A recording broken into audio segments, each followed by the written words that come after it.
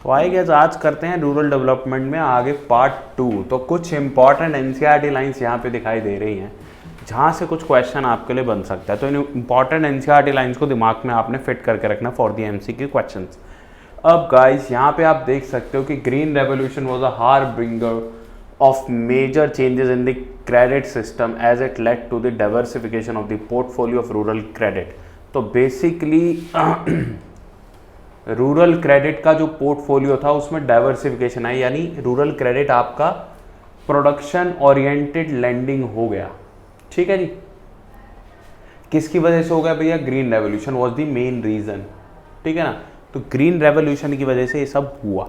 ठीक है, green revolution होने पे क्या हुआ? एक्चुअली ग्रीन रेवोल्यूशन बहुत ही एक्सपेंसिव टेक्नोलॉजी थी। It requires a lot of irrigation चाहिए तो पंप लगाना पड़ेगा, सीधी सी बात है। It require lots of fertilisers, it require lots of pesticides. तो एक्चुअली क्या ये वाली क्रॉप भी मतलब पेस्टिसाइड्स बहुत लगते थे इस क्रॉप में। तो इन सभी रीजंस की वजह से ये क्रॉप जो है ग्रीन रेवोल्यूशन जो है काफ़ी एक्सपेंसिव थी, तो रूरल क्रेडिट जो है बढ़ाना पड़ा। ठीक है, तो ग्रीन रेवोल्यूशन की वजह से क्या हुआ कि रूरल क्रेडिट अलग अलग जो है अब रीजंस जो थे वो प्रोडक्टिव लैंडिंग के लिए भी मिलने लगे थे, यानी प्रोडक्टिव पर्पसेस के लिए भी मिलने लगे थे। एंड आजकल ज़्यादा प्रोडक्टिव पर्पसेस के लिए जाते थे क्योंकि लोग ज़्यादातर ग्रीन रेवोल्यूशन के लिए ही लेते थे। तो ये इसके अंदर चीज़ें थी।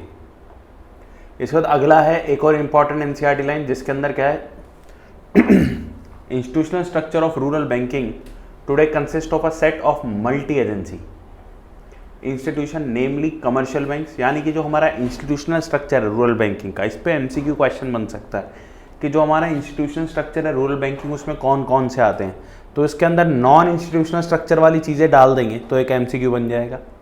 तो अभी हमने पिछली ही क्लास में हमने इसको पढ़ा था कि भैया कौन कौन से इंस्टीट्यूशनल स्ट्रक्चर वाली बैंकिंग कौन कौन से होते हैं, commercial, regional, cooperatives, land development banks. ठीक है ना, ये सब पढ़े थे कि नहीं पढ़े थे हमने? अगला इसके बाद गाइज यहाँ पे आ जाता है हमारे पास, और ये तो हुई है। अब आ जाइए गाइज, अब हमें रूरल क्रेडिट यानी जो उधार रूरल एरियाज में मिलता था उसका क्रिटिकल अप्रेजल करना है। तो उस क्रिटिकल अप्रेजल में उसका हमें दोनों चीज़ें बतानी पड़ती है भाई, उसके बारे में उसकी बुराई भी करनी है, अगर कुछ अच्छे काम हुए हैं तो वो भी बताने, ज़बरदस्ती नहीं बता देने, हुए हैं तो ही बताने। तो यहाँ पे अभी सबसे पहले हम बुराई कर लेते हैं, यानी ये अलग से भी अगर क्वेश्चन आता है कि what are the problem faced in rural banking, ठीक है, तो ये भी हम आंसर लिख सकते हैं एंड क्रिटिकल अप्रेजल में तो इस आंसर को हम लिख ही सकते हैं। तो सबसे पहला पॉइंट इसके अंदर आता है इनसफिशिएंसी का। क्या पॉइंट आता है? इनसफिशिएंसी का। तो इनसफिशिएंसी अगर मैं बात करता हूँ यहाँ पे, तो जो वॉल्यूम रूरल एरियाज़ में क्रेडिट का चाहिए था उतने वॉल्यूम को कैटर ये कर ही नहीं सकते थे बैंक्स। इतने बैंक्स ही अवेलेबल नहीं थे, और बैंक्स अवेलेबल थे तो उनके पास उतना अमाउंट अवेलेबल नहीं था। इसके बाद है इनएडिक्वेट कवरेज ऑफ इंस्टीट्यूशनल सोर्सेज। जो हमारे इंस्टीट्यूशनल सोर्सेज हैं उसका इनएडिक्वेट कवरेज था। मैंने जैसा कि आपको बताया कि रिक्वायर्ड अमाउंट ऑफ बैंक्स थे ही नहीं।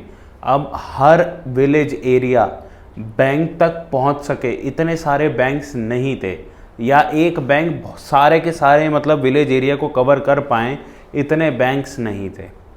तो हमारा जो मकसद था कि भाई जो हमारे गरीब से गरीब किसान हैं उनको सस्ते से सस्ते रेटों पे लोन मिल जाए, वो पॉसिबिलिटी थोड़ी सी यहाँ फेड होती नज़र आई है। ठीक है ना, प्रॉपर तरीके से बैंकिंग सिस्टम अभी एस्टेब्लिश रूरल एरियाज़ के लिए नहीं हुआ है। ठीक है ना, इसके बाद तीसरे नंबर पे है इनएडिक्वेट अमाउंट ऑफ सैंक्शन।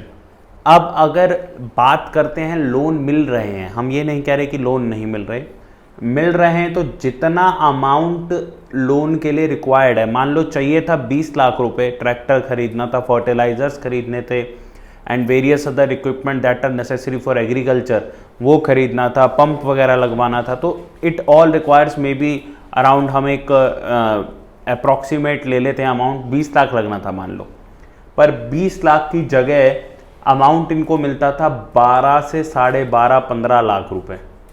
कितना लाख रुपए मिलता था ब्रदर? 12.5 से 15 लाख रुपए। ठीक है ना, तो इसको कहते हैं इनएडिक्वेट अमाउंट ऑफ सैंक्शन।